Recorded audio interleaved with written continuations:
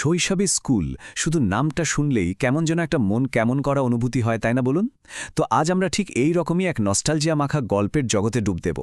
গল্পটা সত্যজিৎ রায়ের। চলুন তার হাত ধরে আমরাও একবার ঘুরে আসি তার সেই পুরনো স্কুল থেকে, আর দেখব কিভাবে সময়ের সাথে সাথে আমাদের চোখে দেখা বাস্তব আর মনের ভেতরে স্মৃতি দুটো একদম বদলে যায়। আচ্ছা, মূল গল্পে ঢোকার আগে একটা ছোট্ট প্রশ্ন করি। স্কুলে যেতে কেমন লাগতো? মানে ভালো লাগতো? আর কোন সাবজেক্টটা ছিল সবথেকে প্রিয়?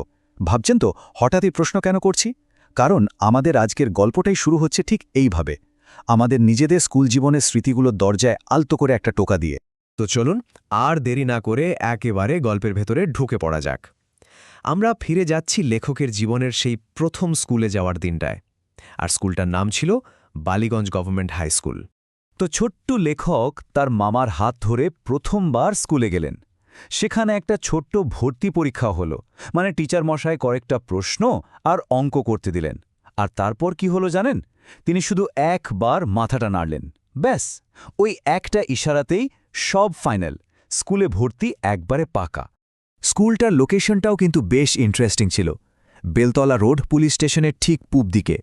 আর গোটা স্কুলটা উঁচু পাঁচিল দিয়ে ঘেরা, মানে বাইরের পৃথিবীর হইচই কোলাহল থেকে একদম আলাদা একটা শান্ত নিজস্ব জগৎ যেন।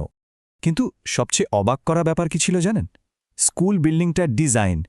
ওপর থেকে দেখলে স্কুলটাকে মনে হতো ঠিক যেন একটা ইংরেজি টি অক্ষর। ভাবা যায়, ওই টি এর যে লম্বা অংশটা ওটা ছিল একটা বিশাল হলঘর, আর আড়াআড়ি অংশটা জুড়ে ছিল সারি সারি ক্লাসরুম। সত্যি দারুণ একটা আর্কিটেকচার। তো চলুন এবার স্কুলের ঠিক মাঝখানটায় যাওয়া যাক, মানে সেই বিশাল হলঘরে। বলতে পারেন এটাই ছিল স্কুলের হার্ট, যেখানে কত যে দারুণ দারুণ স্মৃতি তৈরি হয়েছে। কি না হতো এই হলঘরে, ভাবুন একবার। অ্যানুয়াল প্রাইজ ডিস্ট্রিবিউশন থেকে শুরু করে সরস্বতী পুজো, সেই জমিয়ে ভোজ, সবই এখানে। শুধু তাই না, শেক্সপিয়ারের মার্চেন্ট অফ ভেনিসের মতো নাটক, এমনকি চার্লি চ্যাপলিনের সিনেমাও দেখানো হতো। মানে এক কথায় এটাই ছিল স্কুলের কালচারাল হাব। স্কুলের গল্প তো টিচারদের ছাড়া কমপ্লিটই হয় না, তাই না? কিছু টিচার থাকেন যারা শুধু সিলেবাস শেষ করেন না, একেবারে মনে দাগ কেটে যান সারা জীবনের জন্য। লেখকের জীবনেও ঠিক এই রকমই কয়েকজন শিক্ষক ছিলেন। যেমন ধরুন বিডি রায় স্যারের কথা। তিনি ইংরেজি পড়াতেন, আর তার আসল ফোকাস ছিল নিখুঁত উচ্চারণে। মানে দা শব্দটা কখন দি আর কখন দা বলতে হবে, এই ছোট্ট কিন্তু জরুরি ব্যাপারটা তার কাছেই শেখা। আবার ধরুন হেড পণ্ডিত ভট্টাচার্য স্যার।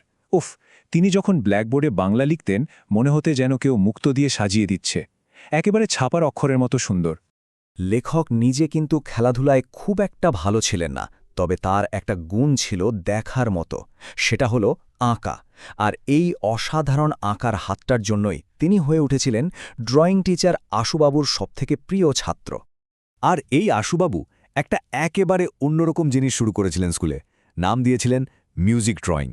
কনসেপ্ট একবার ভাবুন তো, একজন গান গাইছে আর সেই গানের সুর আর কথাকে ভিত্তি করে আর একজন ব্ল্যাকবোর্ডে ছবি এঁকে চলেছে। মানে গান আর আঁকা দুটো একসাথে মিলেমিশে একাকার। কি অসম্ভব সুন্দর একটা আইডিয়া, তাই না? বেশ, তো এই সব সুন্দর স্মৃতি নিয়ে অনেকগুলো বছর কেটে গেল। গল্পের মোড়টা এবার ঘুরবে, কারণ লেখক একদিন ফিরে এলেন তার সেই প্রিয় পুরনো স্কুলে। কিন্তু ফিরে এসে তিনি যা দেখলেন, তার জন্য তিনি একদমই প্রস্তুত ছিলেন না। মাঝে কেটে গেছে পাক্কা 10টা বছর। একটা লম্বা সময়, তাই না? এতগুলো বছর পর তিনি আবার পা রাখলেন তার চেনা স্কুল প্রাঙ্গণে। গিয়েছিলেন একটা রিউনিয়ন অনুষ্ঠানে যোগ দিতে, মানে সব পুরনো বন্ধুদের সাথে দেখা হবে, আড্ডা হবে। কিন্তু এই ফিরে আসাটা তাকে এমন একটা উপলব্ধির সামনে দাঁড় করিয়ে দিল যা তিনি হয়তো কোনোদিন কল্পনাও করেননি। আর এখানেই আসল চমকটা। ছোটবেলায় যে হলঘরটাকে মনে হতো বিশাল বড়, যে দরজাগুলোকে মনে হতো দৈত্যের মতো, যে করিডরটাকে মনে হতো অন্তহীন, বড় হয়ে ফিরে এসে দেখলেন, আরে সবকিছুই কেমন যেন ছোট হয়ে গেছে। হলটার অপটাও বিশাল নয়, দরজাগুলো সাধারণ, সবটাই কেমন যেন সংকুচিত হয়ে গেছে। কিন্তু এমনটা হলো কেন? কারণটা শুনলে মনে হবে খুব সহজ, কিন্তু এর পেছনের ভাবনাটা অনেক গভীর। আসলে স্কুলটা তো একটুও বদলায়নি, ওটা একই রকম আছে। বদলে গেছেন লেখক নিজে। ভাবুন, স্কুল ছাড়ার সময় তার উচ্চতা ছিল 5 ফুট 3 ইঞ্চি, আর এখন তিনি প্রায় 6.5 ফুট লম্বা। আসল ব্যাপারটা হলো স্কুলটা ছোট হয়নি, লেখকের দেখার চোখটাই বদলে গেছে। আসলে ব্যাপারটা কি বলুন তো? এই যে ফেলে আসা দিনগুলোর দিকে ফিরে তাকানো, পুরনো আনন্দের মুহূর্তগুলোকে আবার নতুন করে অনুভব করা, এর মধ্যে একটা অদ্ভুত ভালো লাগা আছে।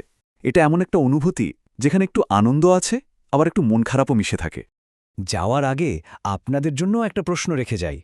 আচ্ছা, আপনাদের স্মৃতিতে কি এমন কোনো জায়গা আছে ছোটবেলায় যেটাকে হয়তো বিশাল কিছু মনে হতো, কিন্তু এখন সেখানে গেলে মনে হয় আরে এটা তো অতটাও বড় নয়?